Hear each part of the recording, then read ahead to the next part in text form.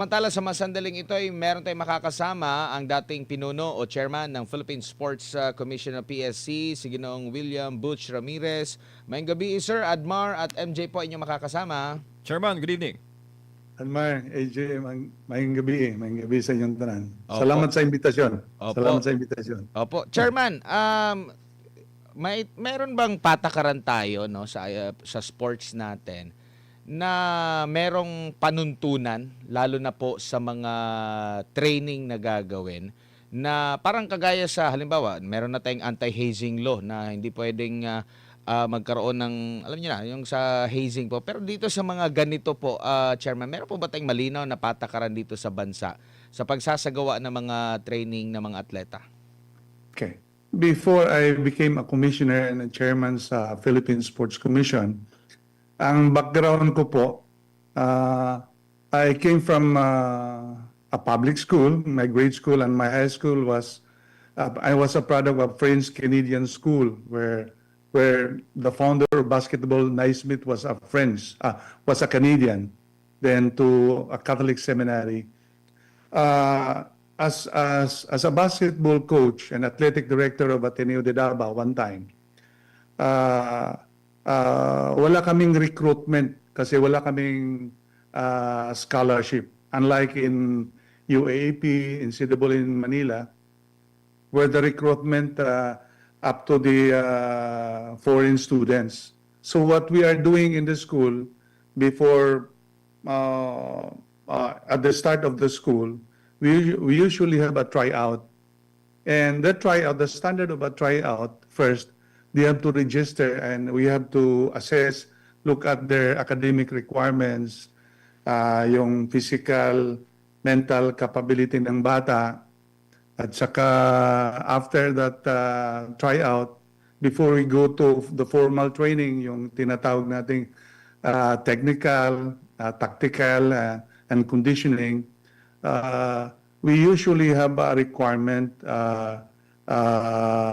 Out of those requirements, once the individuals are enrolled, there are school handbooks, which is a contract of the school to the student and to the parents of what are the requirements of being a student of the school and at the same time student athletes. Then once we have established the varsity teams of different sports, we usually have a student assembly where we have to announce the members of the varsity in the presence of the parents. And we sign a code of conduct that these are the rules of engagement of the university. So these are the standards. But I think in Manila, the UAAP, in CAA, there are recruitments these are mimic in the United States national NCAA, which is one of the best collegiate league in the whole world. Opo. Chairman, kung mababasa natin kasi yung mga komento din ng mga netizen, ang nakikita kasi nila parang nagkaroon ng pagmamalupit, no? Parang yun yung spekulasyon nila. Pagmamalupit sa training, lalo na lumalabas yung mga mga lumang mga interviews ng mga dating atleta dito rin sa mga schools na ito at naikukwento nila yung gaano kahirap, meron pang insidente na muntik na raw na malunod. So itong mga ganito sa nakikita nyo po needed na ba talaga ng hindi lang within paaralan na within school, university man o college na patakaran, mas maganda na talaga na merong maiset lalo na mga batas na kailangan po dito, Chairman? Actually, ang eskwelahan, meron niyang patakaran. Once the individuals are enrolled, there are rules of engagement there. Due diligence, safety, etc. But normally, what happened to Ateneo de Manila University was that they were it's an off-season, so they went to a place for some sort of a team building. And that team building was as portrayed by some of the former athletes, parang boot camps. It's a high risk training. Normally, ako, in my experience in the school where I came from, we avoid, together with the Jesuit priest, we avoid going to an open water, dagat, kasi hindi mo kontrolado yung lugar. Pwedeng magbiruan yung mga bata, pwedeng may mangyari. So, I usually, kung mayroong mga aqua training, nasa controlled area sa swimming pool. And all the requirements, medics, rescue, medical, due diligence, dapat i-provide mo yan. But I would like to state my idol in basketball coaching, where I was a visiting coach at UCLA, Los Angeles, was John Wooden, Coach John Wooden, the famous NCAA coach. Meron siyang tinatawag na pyramid of success. Isang pyramid na bago ka doon sa competition, sa ibaba, it is about character and values, friendship, discipline, etc. And as you go up to the ladder, paakyat ka, doon ka na sa highly competitive event. So, naniniwala siya na ang isang bata, kung anchored siya sa mga maayos na discipline, values, character, mag-succeed siya sa laro niya. As a matter of fact, I came from a Jesuit school also. The Jesuit education is anchored on a few principles which I can memorize. Yung tinatawag na care for the whole person. Ang tawag niyan, cura personalis. So parang you take good care of the life of the individual, estudyante. Then meron ding tinatawag na total formation sa mind, body, and spirit, no, magis. Then prayers, etc. So these are the requirements of the school. Now, I think in the UAAP where it becomes very competitive that they are now having foreign athletes, that's why some coaches went to a rigorous training. And I think what happened was that sa aking pananaw, nakita ko yung mga video, I think kinulang talaga sila ng, yung due diligence, tinatawag natin, MJ, kulang Opo. sila doon. Kasi kung meron silang mga safety gear, may rescue, may doctor, etc. At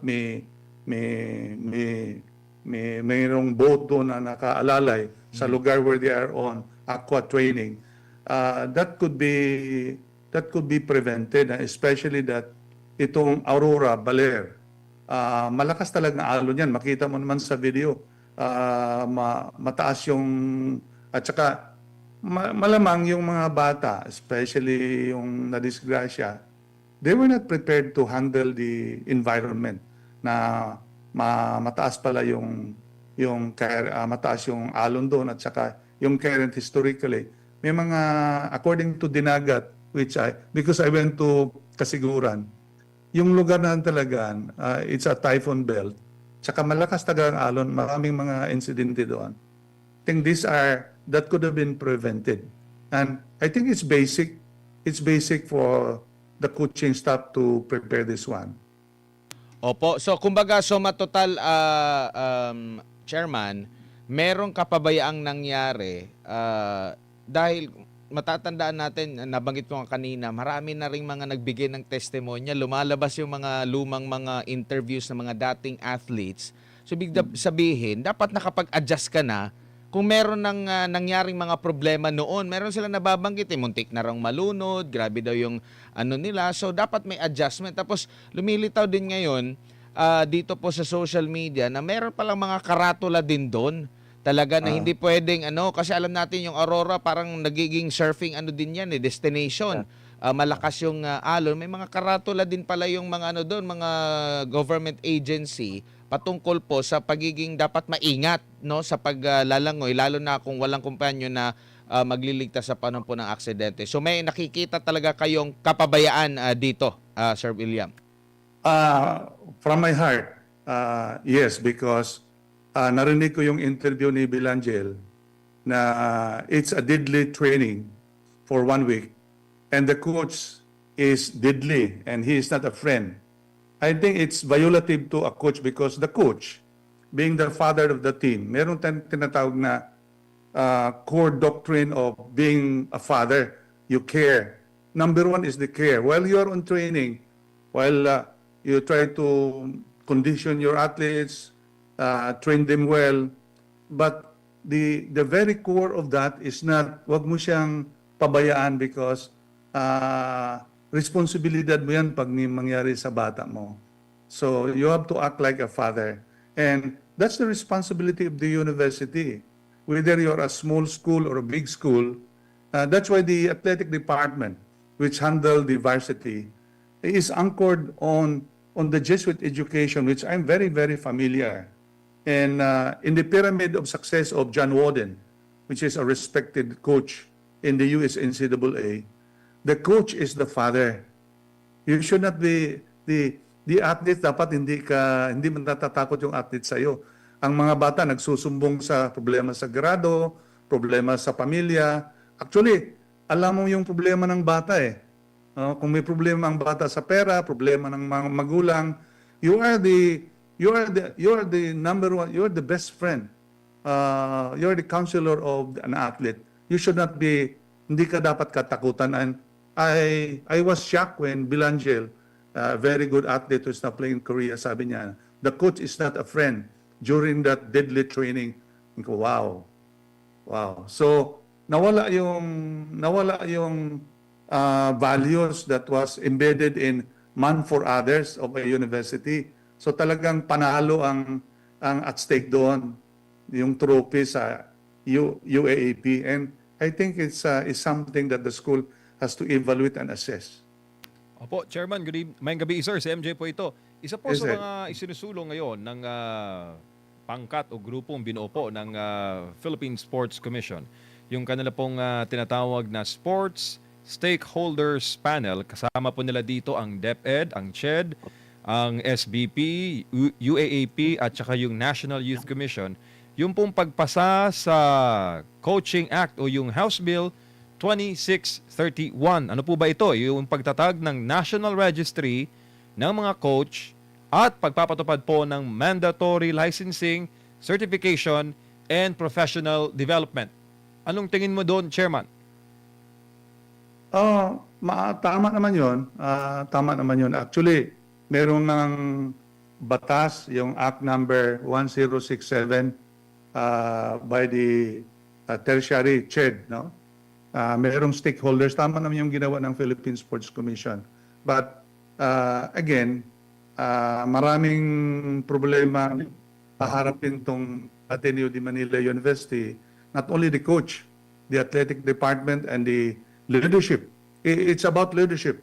And it's a big school because first, merong batas sa labor, Article 40 of the Labor Code, that a foreign coach cannot coach a local university because based by the Supreme Court ruling that we have competent coaches in the Philippines. So isa pa yung bagay, narinig ko doon na si Secretary of Labor is requesting the presence of Paul Baldwin kung na-comply ba niya yung requirement. Baka the school was violating that law. Isa pa, yung Basketball Coaches Association many years ago was already complaining of that. Nothing personal, but these are facts. So, mabigat yung mga haharapin ng university because by my little knowledge of the civil code, sa civil and criminal code, yung tinatawag na torts 2176, 2180, merong criminal liability ang eskwelahan kahit na may due diligence pag minamatay. So, minarinig ako na tama daw yung coach. Pag minamatay dyan, hindi tama yan. That's why the ultimate end of a varsity in a university is not about it's not about winning. It's about participation. You can strive for excellence without neglecting the life of individual. Yun ang pinaka-ultimate goal ng university. Hindi yung panalo kasi ang panalo has many phases eh. If you have a very good team, hindi naman lang sa score, pwede namang champion yan eh. But again, nakaligtaan ng university that malamang yung training was a requirement for them to produce very strong athletes. Pero alam mo yung aqua training, it should be handled in a controlled environment na nakikita ng mga coaching staff, mga doktor na madaling. Pero open sea, especially Baler, is a very dangerous area. And the school, the athletic department and the university allow it. So may pananagutan din kasi may tinatawag may primary responsibility dyan, yung coach at saka coaching staff, tapos athletic office, tapos the university leadership, mayroong tinatawag tayong collective subsidiary responsibility, no? Kasi ang unang mananagot diyan coaches. Pag sa kaso, kasi kakasuhan talaga yan for damages, negligence. Pag walang pera yung coaching staff, ang sisingilin yan yung university. So mayroong pananagutan talaga yan. And I think we should not emphasize the negativity of this. But we should learn out of this incident. We should learn a lesson, especially among those universities who are really very aggressive on putting up a very strong team. Kasi in the past, meron ng show order dyan, show cause order ng CHED, yung INU at saka UST many years ago, na nagtitraining sila during off-season, pero merong COVID, merong mga pinagbabawal doon. Pero ito, wala namang COVID, but I think nangyari yon. So, it's really a big lessons. Opo, sir, ano po ang mga major takeaways po ninyo o may advice po ninyo sa incident na ito para hindi na pa ito maulit? The university, from the president to athletic director, to the coaching staff, has to assess. Baka na-overlook nila yung coaching staff direction. Kasi kung alam lang ng presidente, ng athletic director na mahirap ang panahon sa Baler, they could have stopped the team building. Kaya team building eh. When you say team building, you're building up a team, a cohesive team, a strong team. Namatay. Wala yung team building. So, isa yan. Pangalawa, we should strengthen the law. Kasi tayo, pag may nangyayari na, doon lang tayo nagiging active, no? Everyone is asking for investigation. Everyone is asking, but I think we have to give a chance for the Ateneo de Manila University to explain. But ako, at 76 and coaching for so many years in Davao, in Mindanao, and in Australia, and a visiting coach in UCLA for many years, I'm very familiar with basketball. Ang buhay naming pamilya was basketball. My younger brother was a PBA player. My children were players at Ateneo de Davao, and one time he was recruited by Ateneo de Manila. But there are a few things that they have to look at the role of the alumni. Kasi yung bata hindi pa nag-aral, na-disgrasya na. And I think Ateneo is a potent and powerful university, and they have very good lawyers, no? But sa aking pananaw, yung namatay na dalawa, malaking pananagutan yan. At mali talaga yung aqua training in an area where it's an open water and dangerous. Dapat magkaroon ang CHED, tsaka Philippine Sports Commission, together with the UAAP and CAA, i-polish yung rank nila and set a meeting. Philippine Sports Commission has the power, and CHED, together with CHED, set a standard of training. At malamang na nawala lang yung supervision sa varsity ng Ateneo de Manila. I think wala namang coach na gustong mamatay yung atleta, no? Pero yung tinatawag na due diligence, negligence, liable ka, civil and criminal liabilities, pananagutan nila yan. No matter how good they have a very good lawyers, pero sa akin, my heart bleeds. Kasi yung coach ng Ateneo de Davao, na coach ni Bartibunya Arma, were my former players, si Coach Jess Evangelio. And Coach Evangelio can witness that I wake up at 4:30, I train my athletes for 2 hours, 30 minutes,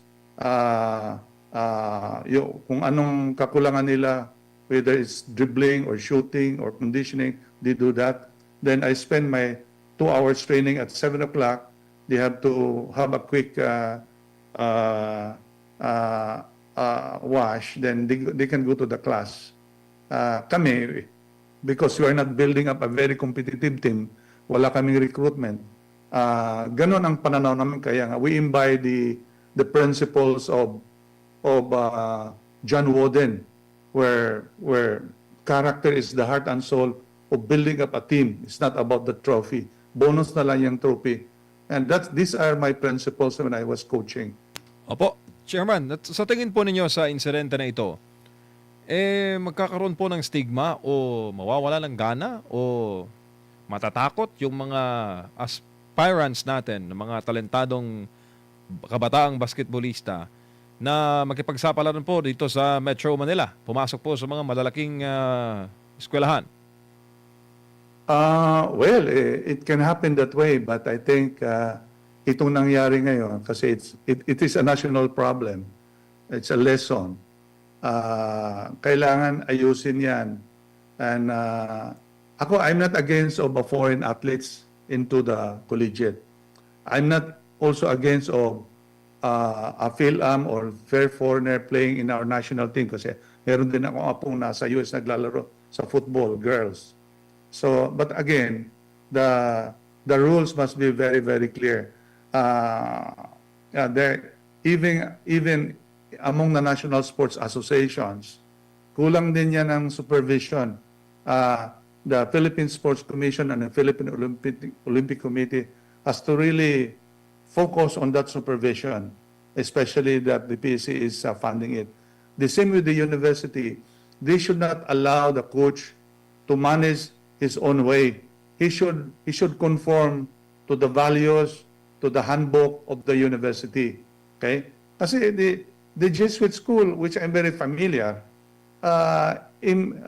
embrace the mind, body, spirit, the magis, the prayers, the admaiorem de gloriam, etc. And why risk the lives of these young boys to a deadly open sea na ang panahon nagbabago? Sayang yung buhay ng mga bata. And I was watching the proceedings, kaya I made some statement in the social media. Ang tagal ng communication ng university. Ang tagal. Kawawa yung magulang. Whether mahirap o mayaman, pareho lang sa tingin ko yan. Dapat nung nangyari na yan, somebody from the coaching staff should have gone to Davao and talk to the parents. Dapat hindi katakutan yan kasi nangyari naman yan. Ang tagal. Tagal nilang ang magulang pumunta ng Manila on her own, because I know of one alumni in Ateneo de Davao who is helping the team. Darating siya bukas, which I will be helping him. And I think parang napakalayo ng presidente ng Ateneo de Manila, si Father Yap. Ang tagal, tapos tagal ding nag-communicate. Kaya even among the alumni, the Ateneo people are also wondering ba't nagkaganon. A single life, at saka malamang, they have been training in Baler for several years. Dapat na hinto na yan eh. Dapat na correct na yan. So, I'm not negative on the situation. Should learn from this lesson. Pero mananagot talaga ang Ateneo de Manila, from the coaching staff to the athletic director to the president of the university. Ayusin talaga yung dalawang batang namatay. At saka, they have to support the family. Tama din yung ginagawa ng labor, ng NBI, ng Philippine Sports Commission, etc. to really do something kasi and look at UAAP. The UAP has to look at seriously. You should not be depending that university. Ayusin natin yun kasi it's a national problem. It's not only your problem. Watching ang tagal eh. Tapos narinig ko yung abogado nagsalita kanina from Ateneo de Manila, parang very defensive. And kaya nga ako, I'm going to meet the alumni who's helping the parent that they should have a very good lawyer. Kasi they are going to encounter a very strong legal area sa Ateneo de Manila. Pero kung nakikinig man si Father Yap and the Ateneo de Manila University, pwede namang walang kaso na ayusin na lang yan. Yung mga abogado mag-usap. Tulungan yung pamilya, financially, tulungan yung mga bata mag-aral sa Ateneo de Davao, wag na sa Manila. Malamang yung tatlong kasama ni Rene, baka hindi na yan pupunta ng Ateneo de Manila. That's the kind of environment that they are having. Well, I feel bad because I embrace the Jesuit philosophies and principles. Hindi ganon. The Jesuit school in the USA, hindi ganyan. Talagang mali yun. I think napabayaan nila si Coach Val. Dapat kaya nga ako in my post at the social media, they have to go. They have to go. And I think the alumni who are helping or funding should review that style. Enjoy UAAP. Pero sa akin, alisin mo muna yung grupo na yan tapos pahinga ang Ateneo Basketball Varsity kasi kawawa din yung Ateneo Varsity maglalaro doon. Ibu yan eh.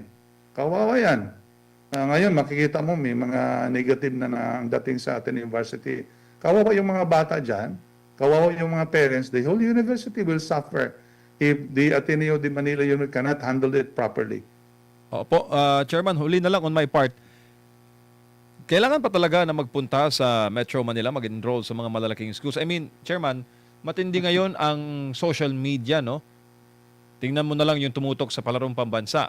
Lahat po ng mga content creator doon, kaya napakasikat ng Dabraa, dahil po doon sa magnitude ng coverage, para po sa mga laro, may mga nagla-livestream pa nga, Chairman, at mga highlights. Kung sa pasikatan lang o kumbaga sa opportunities makukuha mo, being a known player, pwede naman siguro makuha yan sa Mindanao. Tsaka ka ma-absorb, Chairman, and sa mga iba pang mga liga. Anong tingin mo, sir? Mahirap sagutin yan, but having been in Mindanao, we were participating in Uni Games. It's a university games. I held in Bacolod, in Mindanao, and other games. Then I brought my teams in Australia. Then the grade school, I brought them to US. Kasi sa Mindanao kasi, limited yung tournament, sir. Limited ang tournament. Tsaka, ang mga school, they don't really invest like in Manila where the alumni are binded together to put up a fund to recruit and to finance. And we didn't have such as a UAAP and NCAA where the money, where the commercial of television and radio is focused here. So ang tendency talaga, ang mga batang magagaling sa Negro, Visayas, sa Mindanao, mangarap talagang pupunta ng Manila. However, in a very difficult environment, if there are universities and supporters in Visayas, and Visayas has a very good league, si SAPI. Ang Mindanao wala, ang North Luzon wala masyado. So it's something na mahirap, kaya tendency. At saka mga magulang, mangarap talaga, MJ, na pupunta ng Manila kasi pwedeng maging PBA yung bata, lalo na. Kasi ang karamihan naman ng atleta, having been in the Philippine Sports Commission for 3 times, for several years, karamihan talaga ng mga bata pupunta talaga ng Manila. Mangarap talaga dito. But ang sa akin na lang, sa Mindanao, sa mga universities and school, Visayas, they have to improve their league, strengthen it, then yung mga malalaking company na mga sponsor, pwedeng rin siyang mag-UAAP Mindanao, CAA Mindanao, Visayas, ganon. Then they can have a national tournament, but it's very expensive, and so talagang at the moment yun muna ang ratsyado. But ako, personally as a sports educator, I really embrace children's games. I embrace grassroots sports. Pinaubaya ko na yung mga elite athletes sa National Sports Association. Pinaubaya ko na yung mga elite athletes sa UAAP and NCAA kasi somebody will take good care of it. But the biggest role of universities and school and government is the grassroots sports program in the periphery. No, kaya yung children's games, it's not about only basketball, volleyball. It's about playing games and win friends. So, yun ang pinaka-foundation kasi out of so many thousands of athletes in the Palaro, even in the collegiate, ilan mo lang mapupunta ng PBA, ilan lang pupunta ng PVL. So, kukunti lang. But the physical fitness, the recreation of a human being is very vital. Kaya nga, ang focus ko when I was at the Philippine Sports Commission, I lead it to the Philippine Olympic Committee and National Sports Association about elite athletes. I focus on the periphery, on the grassroots sports, especially at the periphery, provincial, rural, etc. Kasi sa Constitution, it is basic in the Constitution. It is the primary concern of government to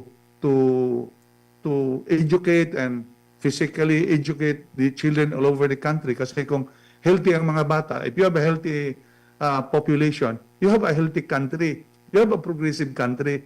Kasi leave it to the league, big leagues about yung mga competitive sports. Yan ang aking foundational outlook as a sports leader in JA.